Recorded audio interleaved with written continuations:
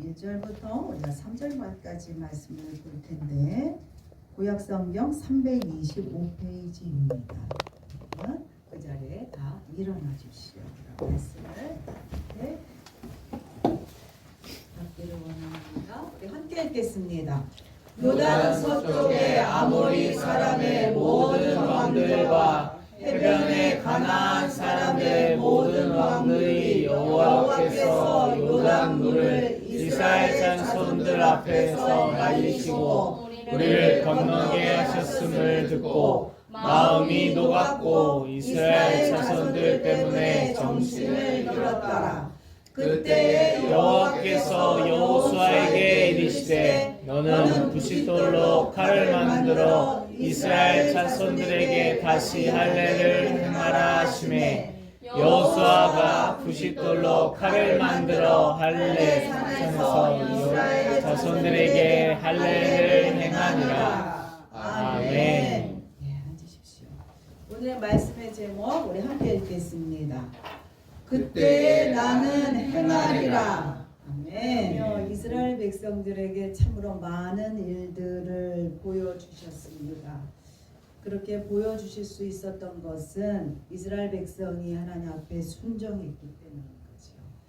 이스라엘 백성들이요 믿음으로 순종함으로 하나님 앞에 그 씨앗을 순종의 씨앗을 하나님 앞에 보여줬을 때 하나님이 초자연적인 역사들을 이루어내신 것을 우리가 보았습니다. 그래서 다시금 홍해의 기적, 제2의 홍해의 기적이 이스라엘 백성 앞에 나타났는데 천연의 방벽인 요단강이 뚫어졌다는 거죠.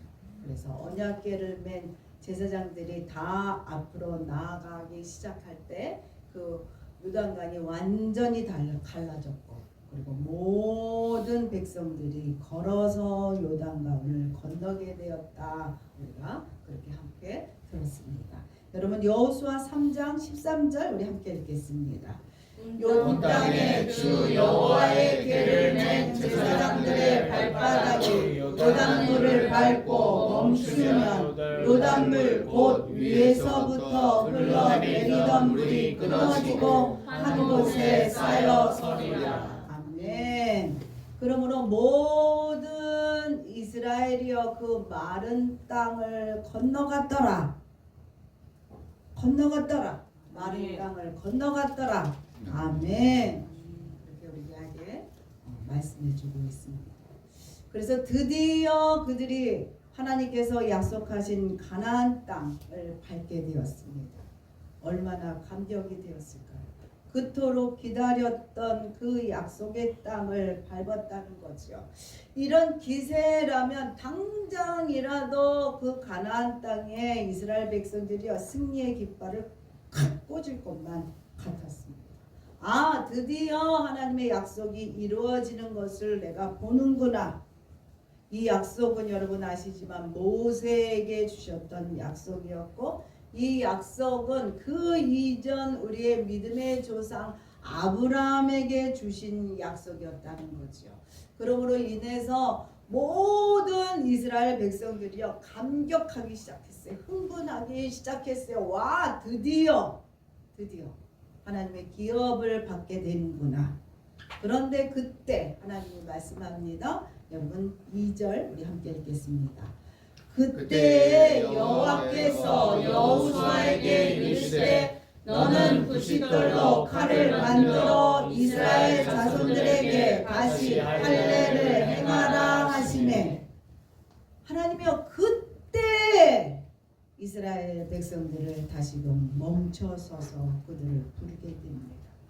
이스라엘 백성들이 하나님이 행하신 기적으로 말미암아 요단강을 건너 이제는 이제는 그 지겨운 광야 생활을 끝내고 약속의 땅을 차지하고 우리가 좀 편안하게 살겠구나 생각하며 길갈에 진을 쳤던 그때였다는 겁니다. 그때라는 겁니다. 그때. 그리고 그때는 어느 때냐? 가나안 이방 왕들은요 이스라엘이 그 범람하는 요단강을 아무런 문제 없이 건넜다는 소식을 듣고서는 너무나 두려웠어요. 그리고 그 마음 가운데 충격으로 그들이 떨었다는 거죠. 그러면서도 그들은요 전투 준비를 하고 있었던 그때였답니다. 바로 그때 그 시간에 하나님이 이스라엘을 멈추시고 그리고 하나님이 말씀하셨다는 거죠. 예전에 제 어렸을 때 여러분 저희 어머니는 그랬습니다. TV에서 만화 영화를 할 때 꼭 부르셨다는 거죠. 심부름을 그때 시키셨어요. 꼭 가서 콩나물사랑 두부사랑 그때가 저녁이잖아요. 저녁 준비하시면서. 근데 그 예전에는 그 시간만 그것을 볼 수 있었죠. 그때는 비디오도 없었고 그리고 컴퓨터라는 것이 없었을 때입니다. 정말 가기 싫었지만 하고 다녀올 수밖에 없었지요. 하나님께서는요 하나님의 뜻과 목적을 위하여 택하시는 아주 적절한 때 적절한 상황을 속에서 하나님은 우리의 삶에 개입하셔서 말씀하십니다. 그것은 아주 적절한 때죠. 하나님 볼 때는. 그러나 인간편에 볼 때는 그것이 정말 적절한 때로 보이지 않는다는 거죠. 너무나 무모한 아주 무리한 요구를 하고 있는 것 같이 우리가 보일 때가 종종 있습니다. 그렇기 때문에 모두 다 순종할 수가 없다는 거죠. 그렇기 때문에 누구는 순종하여 복을 받지만 누구는 불순종할 수밖에 없다는 겁니다. 이렇게 이스라엘은요 새로운 땅 새로운 신분을 받기 전에 해야 될 일에 대하여 하나님의 명령을 받게 됩니다. 하나님께서 이스라엘 백성에게 무엇을 요구했는지를 보면서 새해를 맞이하는 우리에게 주시는 하나님 말씀이 무엇인지를 각자 가운데 찾아내시기를 부탁을 드립니다. 첫 번째는 여러분 함께 읽겠습니다. 하나님이 요구하시는 것은 순종의 할례이다. 하나님이 요구하시는 게 순종의 할례라고 얘기합니다. 우리가 뭘 말씀하실 때 합니다. 아멘 하지요. 근데 그것으로 끝내는 자들이 많이 있습니다. 아멘으로 끝나면 아무런 일도 일어나지 않습니다. 그것이 행함으로 이어져야만 합니다.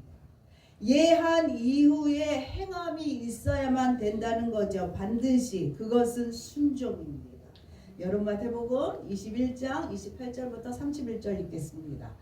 그러나 너희 생각에는 어떠하냐? 어떤 사람에게 두 아들이 있는데 맏아들에게 가서 이르되 오늘 포도원에 가서 일하라 하니 대답하여 이르되 아버지가 가겠나이다 하더니 가지 아니하고 둘째 아들에게 가서 또 그와 같이 말하니 대답하여 이르되 옳소이다 실소이다 하였다가 그 위에 뉘우치고 갔으니 그 둘 중에 누가 아버지의 뜻대로 하였느냐 이르되 둘째 아들이니이다. 아멘. 아멘. 여러분은 첫째 아들입니까? 둘째 아들입니까? 본격적인 가나안 정복을 눈앞에 둔 바로 그때에 예만 하지 말고 예했지? 그럼 그 말씀대로 해봐. 말씀대로 행하라 하고 하나님이 말씀하십니다. 여러분 그것이 뭐였냐? 할례였다는 거예요. 할례는요 아브라함과 언약을 맺으면서 하나님께서 아브라함에게 요구하셨던 것입니다만 이것이 다시 이 이스라엘 백성들에게 하라고 하나님께서 말씀하시는 것은 아브라함의 언약에 대한 재확인이었다는 겁니다. 창세기 17장 2절 읽겠습니다. 내가 내 언약을 나와 너 사이에 두어 너를 크게 번성하게 하리라. 하나님이 주신 언약이 뭐였냐면 여러분 아시지만 자식과 그리고 땅에 대한 축복의 언약이었죠. 이 언약은 영원한 언약일 뿐만이 아니라 아브라함을 넘어서 그의 후대까지 이어지는 언약이었습니다. 그런데 그 언약의 표징으로 하나님께서 요구하신 게 뭐였냐? 아브라함과 그 가족들과 그 그의 식솔들에게 할례를 행하였다는 거예요. 여러분 창세기 17장 10절부터 11절 읽겠습니다. 너희 중 남자는 다 할례를 받으라. 이것이 나와 너희와 너희 후손 사이에 지켜낼 언약이니라. 너는 포피를 베어라. 이것이 나와 너희 사이의 언약의 표징이니라. 할례를 단순하게 위생적으로 하기 위하여 아니면은 문화적 간습으로 하는 것이 아니라 하나님께서 요구하신 것은 약속에 대한 표시였다는 거죠. 그 표시를 몸에 새기게 하셨어요. 그러므로 인해서 이스라엘 백성들에게 정체성과 그리고 그 많은 무리들 중에서 구별하게 하셨다는 거죠. 그래서 하나님은 아브라함뿐만이 아니라 아브라함에 있는 모든 가족들의 남자들 그리고 그 집에서 태어난 외국인 종까지도 모두 할례를 받게 명령하셨다는 거죠. 그래서 이 언약은 혈통적으로 이어질 뿐만이 아니라 하나님의 언약 공동체 안에 있는 모든 자에게 적용되게 하셨던 것입니다. 그래서 우리에게도 이 언약이 그대로 이어지는 것을 여러분 믿으십니까? 아멘. 그래서 할례는요 태어난 지 8일 만에 할례를 행했다는 거죠. 어린아이에게 그 할례를 하게 하셨습니다. 그래서 하나님과의 그 언약이 아브라함 언약이 내게도 있음을 표시하는 징표로 그렇게 하셨다는 거죠. 그런데 그들이요 애굽을 출발하여 가나안으로 오는 동안에 이스라엘 백성들은요 하나님이 아주 놀라운 아주 기적들을 그들에게 끊임없이 보여주었는데도 불구하고 여러분 아시지만 그 엄청난 기적과 이적들을 봤는데도 불구하고 그들이 의심했다는 거예요. 하나님이 정말 살아계시는가? 하나님 내게 복 주신 하나님 맞는가? 나를 데리고 가나안 땅으로 가시는 게 맞는가? 의심하며 불평을 쏟아내었을 때 하나님이요 40일이면 갈 수 있는 거를 40년에 걸려서 가게 하셨죠. 그러면서 그들 안에 배어있는 과거의 습성들, 애굽 생활들을 이런 것들을 다 없애게 지워지게 하나님이 하신 것을 우리가 보게 됩니다. 그리고 하나님이요 이스라엘 백성에게 말씀하셨습니다. 여호수아 갈렙을 제외한 20세 남자는 모두 광야 땅에서 죽게 하셨죠. 그리고 광야 생활에 할례를 금지시켰습니다. 여러분 여호수아 5장 4절 5절 읽겠습니다. 여호수아가 할례를 시행한 까닭은 이것이니 애굽에서 나온 모든 백성 중 남자 곧 모든 군사는 애굽에서 나온 후 광야 길에서 죽었는데 그 나온 백성은 다 할례를 받았으나 다만 애굽에서 나온 후 광야 길에서 난 자는 할례를 받지 못하였습니다. 저기 눈앞에 있는 상황에서 하나님께서 요구하신 게 뭐냐? 이렇게 하면 땅을 찾을 수 있어. 또 전략적인 말씀을 하신 것이 아니라 할례를 행하라는. 그러면 그 자리에서 죽을 수도 있는 일입니다. 왜 하나님이 지금 이 상황에서 할례를 하라고 말씀하실까? 여러분 우리 함께 읽어보겠습니다. 첫째로는 하나님은 아브라함의 약속이 그들에게 있음을 알게 하기 위함이었습니다. 그리고 두 번째는 약속을 받을 준비로 하나님을 믿고 순종하는가를 보기 위함이었다는 거지요. 약속을 받기 전에 이들이 받을 만한 자격이 있는가를 하나님이 보기를 원하셨습니다. 그것이 뭐냐? 순종하는 것. 나에게 대하여 하나님이 순종하고 있는가? 그것을 하나님이 보기 원하셨다는 거지요. 유산 상속은요 함께 오랫동안 살았다고 받는 것은 아니라는 걸 여러분 아실 겁니다. 유산 상속을 받을 수 있는 약속의 증표가 내게 있는가? 있는 자만 받죠. 호적에 내가 자식으로 올라간 증표가 있어야만 됩니다. 아니면 유언장에 내 이름이 적혀 있어야만 되지요.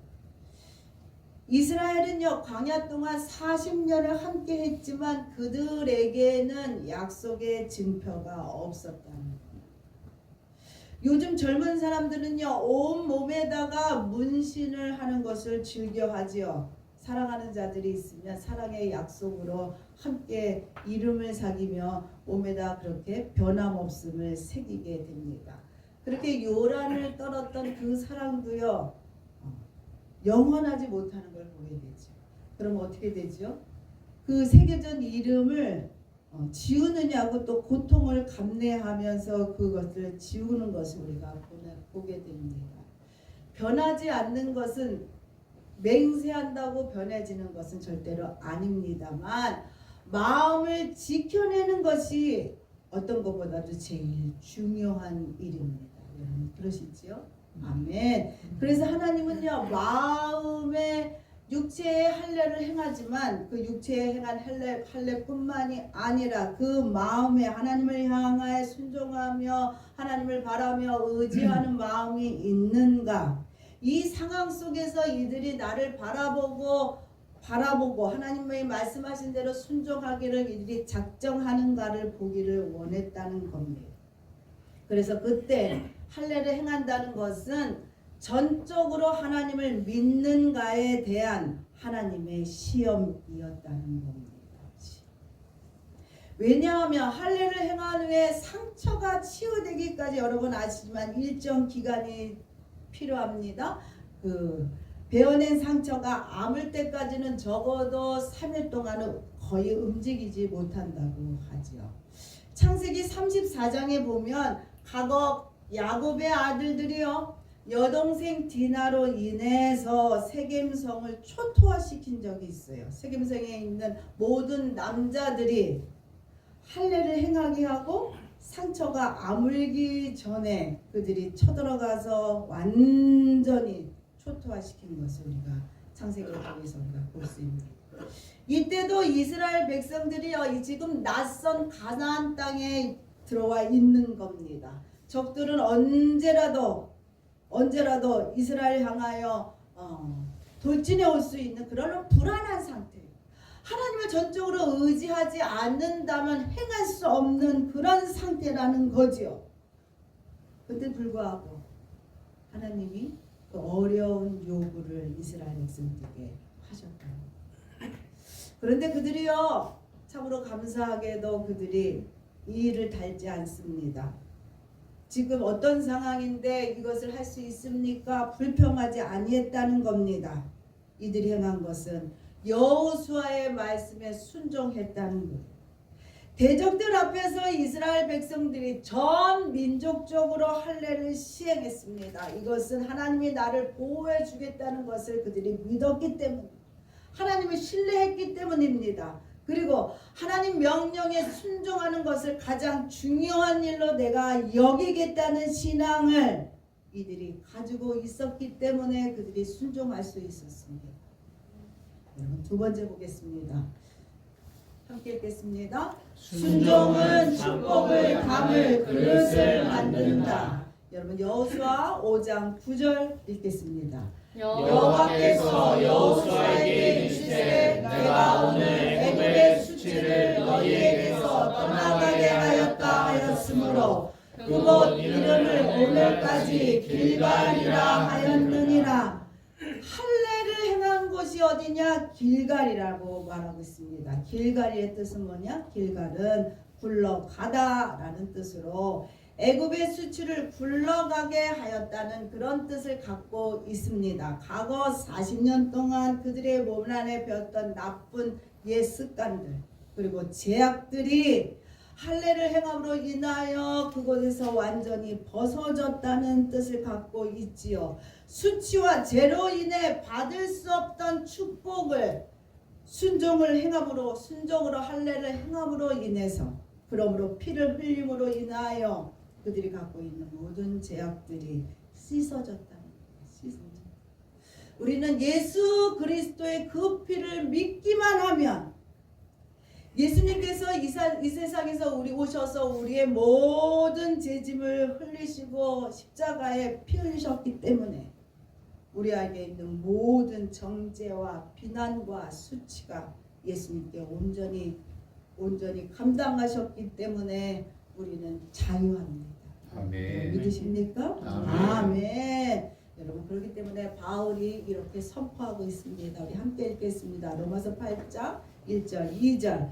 그러므로 이제 그리스도 예수 안에 있는 자에게는 결코 정죄함이 없나니 이는 그리스도 예수 안에 있는 생명의 성령의 법이 죄와 사망의 법에서 너를 해방하였느니라.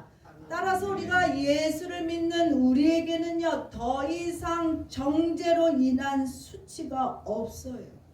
믿으시지요? 아멘. 아멘. 그렇기 때문에 더 이상 과거의 잘못에 얽매이지 마시기를 부탁드립니다. 과거의 그 부끄러움으로 인하여 여러분 주눅들지 말기를 부탁을 드립니다. 아멘. 우리 각자 있는 그 약함으로 인하여 자존심 상할 필요가 없다는 거예요. 여러분 믿으십니까? 아멘. 로마서 8장 33절 읽겠습니다. 누가 능히 하나님께서 택하신 자를 오바하리요 의롭다 하신 이는 하나님이시니. 하나님이 나를 의롭다 하시는데 그 누가 나를 정죄하겠어요. 그러니 당당하게 살아가시는 여러분 되시기를 부탁드립니다. 아멘. 이스라엘 백성은요 하나님 말씀을 청정하고 순종의 할례를 행하고 피 흘림으로 인하여 과거의 죄와 수치가 떠나갔습니다. 그러므로 인해서 그들이 새로워졌다는 거예요. 순종으로 인해서 그들이요 은혜가 그들에게 오게 됩니다. 그 은혜는 뭐냐? 하나님을 보게 됐다는 거예요. 하나님을 맞서서 볼 수 있는 자격이 은혜가 그들에게 있게 됩니다. 여호수아 5장 14절 읽겠습니다. 그가 이르되 아니라 나는 여호와의 은혜에 내장으로 지금 왔느니라 하는지라. 여호수아가 얼굴을 땅에 대고 엎드려 절하고 그에게 이르되 내 주여 종에게 무슨 말을 하려 하시나이까. 하나님에게 순종하고 정결함으로 기다릴 때 주님이 내게 오신다는 거예요. 주님이 내게 오신다는 거예요. 나를 위해 일해줄 주님이 내 앞에 오신다는 거예요. 여러분 믿으십니까? 아멘. 그래서 오늘 우리가 다시 한번 결단하기 원합니다. 우리가 마음의 할례를 하기 원합니다. 나는 하나님만 바라보고 가리라. 온전히 순종하는 삶을 살리라. 다시 한번 결단하고 가기를 원한다는 겁니다. 주를 믿고 주님의 말씀에 순종하고 사는 것이 나의 가장 중요한 일입니다. 라는 고백이 우리의 입술에서 나오길 원합니다. 아브라함의 언약이 하나님 내게 있습니다. 나를 축복하여 주시옵소서 당당하게 고백할 수 있는 여러분이 되시기를 원합니다. 아멘. 그러기 위해서는요 마음을 지켜내셔야만 된다는 거예요. 마음을 올해는 정말 흔들리지 말고 마음을 지켜낼 수 있는 여러분 되시기를 부탁드립니다. 아멘. 그럴 때 나를 도와주실 여호와의 군대 장관 성령 하나님이 나와 함께 하십니다. 믿으십니까? 아멘. 우리가 올해 새해 좋은 일들이 일어납니다. 아멘. 여러분 표 한번 다시 한번 읽어보겠습니다. 주님이 일하신다. 순종의 씨앗을 심자.